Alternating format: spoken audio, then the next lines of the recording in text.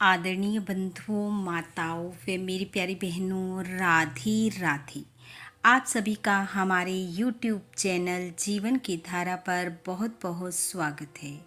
बंधुओं, आज हम इस वीडियो में भगवान विष्णु व नारद जी की कथा सुनेंगे, जिसे सुनने सुनाने से भगवान श्री हरि की विशेष कृपा प्राप्त होती है। कथा कहानी सुनने के बाद यदि आप हमारे चैनल पर नए हैं तो कृपया हमारे चैनल को सब्सक्राइब करें, बेल आइकन को प्रेस करें ताकि हमारी वीडियो की नोटिफिकेशन सबसे पहले आप तक पहुंचे। वीडियो को शेयर व लाइक भी ज़रूर करें। कथा कहानी के अनुसार एक समय की बात है। भगवान विष्णु बैकुंठ लोक में बैठे विचार मगन थे कि तभी नारद जी नारायण नारायण कहते हुए वहां आ पहुँचे। आकर नारद जी ने भगवान को प्रणाम किया। भगवान ने मुस्कुराते हुए पूछा, कहो नारद जी, कैसे आना हुआ? नारद जी बोले, प्रभु मैं मृत्यु लोक से आ रहा हूँ और मनुष्य की दयनीय स्थिति देखकर चिंतित हूँ। आप मनुष्य को कोई राह क्यों नहीं दिखाते जिस पर चलकर वह आपका भजन करे और आपके लोक को आए? नारद जी की बात सुनकर भगवान मुस्कुराए और कहने लगे, नारद जी, मनुष्य की दयनीय स्थिति का जिम्मेदार स्वयं मनुष्य है।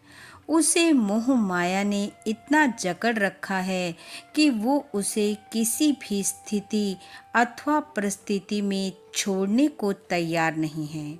नारद जी ने पूछा, प्रभु वो कैसे? तब भगवान ने नारद जी के कान में कुछ कहा और फिर बोले, आप स्वयं जाकर कोशिश कर लें। तब नारद जी ने भगवान के कहे अनुसार एक संत का वेश धरा और पृथ्वी लोक पर आ गए। संत वेश में नारद जी एक साहूकार के द्वार पर पहुँचे। जाकर नारायण नारायण की आवाज़ लगाई। साहूकार बाहर आया, पूछा, महाराज क्या चाहिए? संत बोले, भोजन करना है। साहूकार ने संत वेशधारी नारद जी को भोजन करवाया।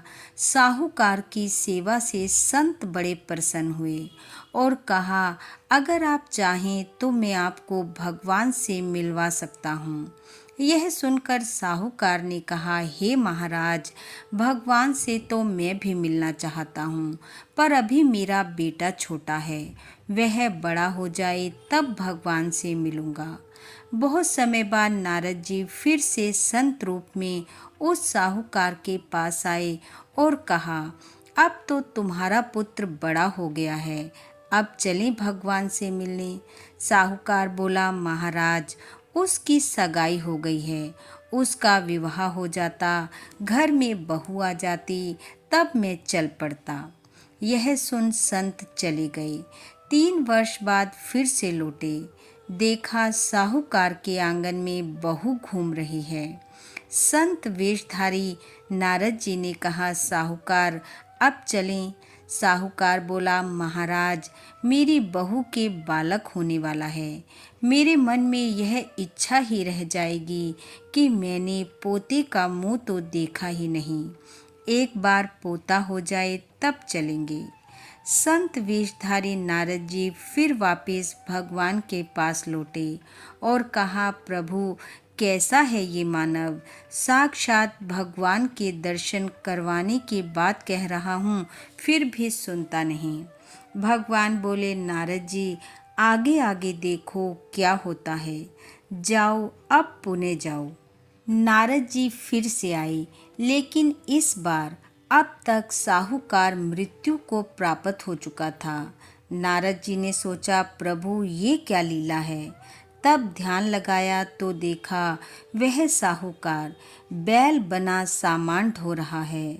संत वेशधारी नारद जी बैल के पास गए और जाकर कान में कहा, अब तो आप बैल हो गए हो, अब भी भगवान से मिल लो, समय है। यह सुन बैल बना साहूकार बोला, मैं इस दुकान का बहुत काम कर देता हूँ, मैं ना रहूँगा तो मेरा बेटा कोई दूसरा बैल रखेगा। वह खाएगा ज़्यादा और काम कम करेगा। इससे मेरे बेटे का नुकसान हो जाएगा। जब मैं बूढ़ा हो जाऊंगा और इसके काम का ना रहूंगा तब चलेंगे। कुछ समय बाद नारद जी फिर से पधारे, परंतु इस बार बैल भी मर चुका था। ध्यान लगाकर देखा तो वह कुत्ता बनकर दरवाजे पर बैठा है। नारद जी बोले, अरे अब तो आप कुत्ते की योनि में आ गए हो, अब तो चलो भगवान से मिलने। कुत्ता बोला, महाराज आप देख नहीं रहे मेरी बहू कितना सोना पहनती है। अगर घर में कोई चोर आया तो मैं भौंक भौंक कर उसे भगा दूंगा। मेरे बिना कौन इनकी रक्षा करेगा। यह सुन नारद जी फिर से लौट गए और अब जब अगली बार आए तो देखा कुत्ता भी मर चुका है और साहूकार मेंढक बना घर के पास स्थित गंदी नाली में टर टर कर रहा है। इस बार नारद जी को बड़ी दया आई और कहा, साहूकार जी अब तो आपकी दुर्गति हो चुकी है और कितना गिरोगे। अब तो चलो श्री हरि से मिलने। यह सुन मेंढक क्रोध से बोला, अरे महाराज मैं यहाँ बैठकर अपने नाती पोतों को देखकर प्रसन्न हो जाता हूँ। आपसे ये भी नहीं देखा जाता दुनिया में और भी तो लोग हैं। आपको मैं ही मिला हूँ भगवान से मिलवाने के लिए। जाओ महाराज किसी और को ले जाओ, मुझे माफ़ करो। यह कहकर मेंढक टर टर करता फिर से नाली में पहुंच गया और नारद जी नारायण नारायण कहते हुए भगवान के पास आ गए। भगवान बोले, देखा नारद जी मनुष्य किस कदर मोह माया के जाल में फंसा हुआ है। चाहता तो है मुझसे मिलना लेकिन प्रयास नहीं करता, और यदि थोड़ा बहुत प्रयास करता भी है तो फिर से मोह माया के थपेड़े उसे भव सागर में ले जाते हैं और वह वहीं भटकता रहता है। यह कहकर भगवान मुस्कुराए और नारद जी नारायण नारायण कहते हुए भगवान को प्रणाम कर चल दिए।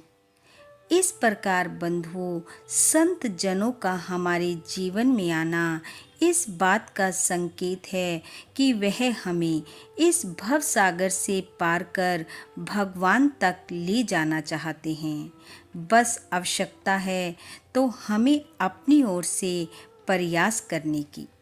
बोलो भगवान श्री हरि की जय।